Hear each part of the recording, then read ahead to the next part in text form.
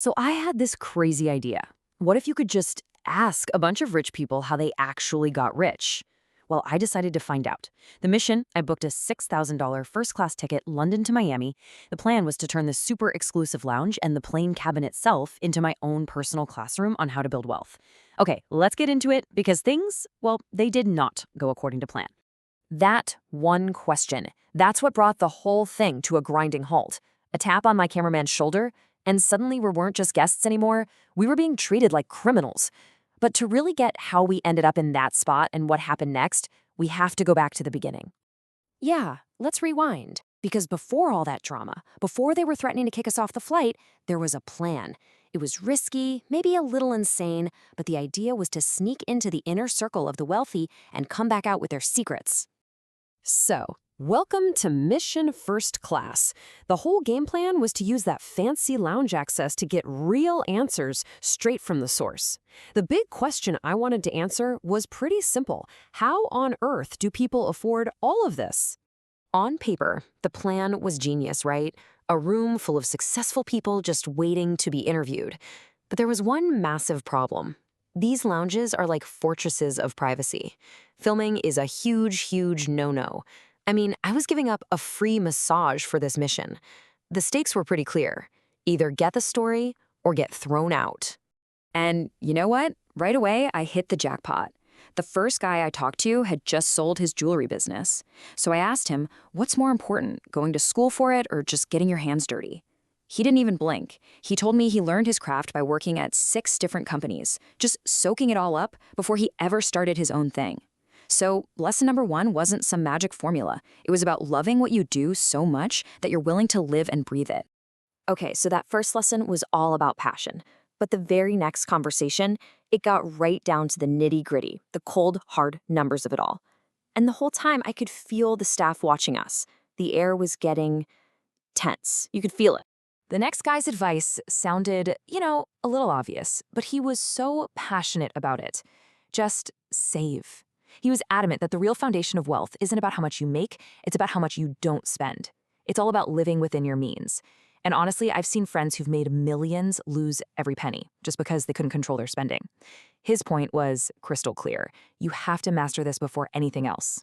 But here's the crucial part. Saving money isn't going to make you rich. Nope.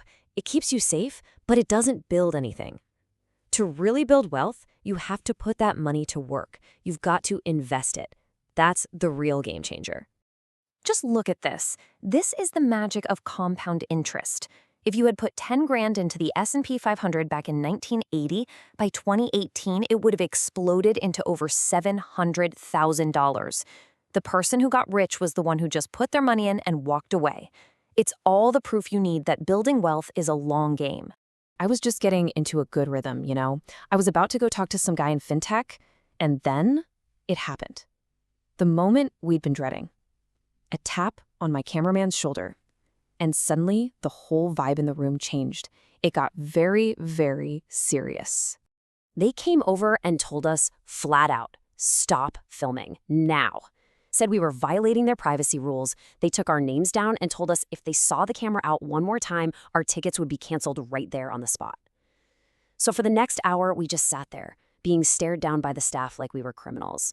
The whole mission was on life support.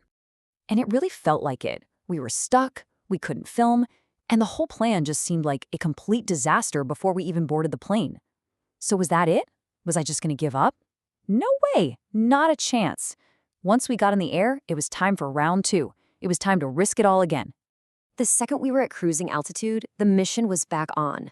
I managed to start a conversation with the owner of a huge media company, a millionaire, who told me he started out making videos for free. I had to know how he did it.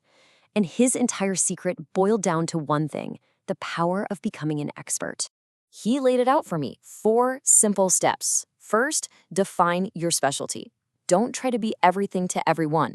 He asked me, would you want a family doctor or a brain surgeon operating on your head? Good point. Second, get real-world experience, even if you have to do it for free at first, just to build a portfolio. Third, never ever stop learning. And fourth, build your network. He said having other experts you can call is priceless. So, just as we were finishing up, I saw the flight attendants giving us the look again. They knew we were filming. I knew I had to be fast. I saw another guy sitting by himself and just went for it. And his story, man, his story was maybe the most important one of all. It was about the one thing that stops almost everyone: risk. You are not going to believe this. The man I was talking to, he came to America with $40. That's it, $40 in his pocket. And from that, he built 2 different successful companies.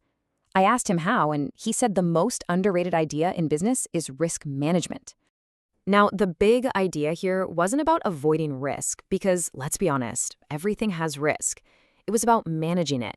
He explained that it's all about understanding the downside, calculating it, and making it as small as possible, especially when you have nothing. He didn't get rich by being reckless. He got rich by being incredibly smart about the bets he was making. And this is why that advice is so important. Check this out. A study found that 6 out of every 10 people are afraid to take risks. 2/3 of them are terrified of the consequences, and the other third are just plain scared of failure itself. Most of us are basically wired to play it safe. But that guy who started with $40, he's living proof that taking smart, calculated risks is how you win. And that brings us to the biggest lesson from that conversation. Sometimes the most dangerous thing you can do is do nothing at all. Playing it safe can be the biggest gamble. I know for a fact if I hadn't taken the risk of getting fired from a job where I was being bullied, I never would have started my own business. And I never would have become a millionaire. That one scary risk changed my entire life.